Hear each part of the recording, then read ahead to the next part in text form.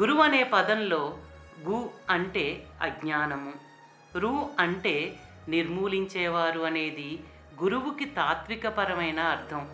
నిజానికి గురువు దైవము ఒక్కరే. సర్వాంతర్యామి అయిన భగవంతుడే తన భక్తుని పట్ల జాలితో అతని పరిపక్వతను బట్టి గురువుగా సాక్షాత్కరిస్తారు. కానీ తాను కేవలం దేహాన్నే అని భ్రమించే భక్తుడు అదేవిధంగా గురువు కూడా దేహదారి అనుకుని ఇద్దరు దేహదారుల మధ్య ఉండే సంబంధం కోసం మాత్రమే తాపత్రయపడుతూ ఉంటాడు. కానీ వాస్తవానికి గురువు భగవంతుడు కూడా ఆత్మకి రూపాలే.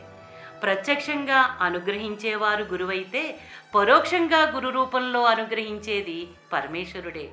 అందువల్ల వారిరువురూ వేరు కాదు.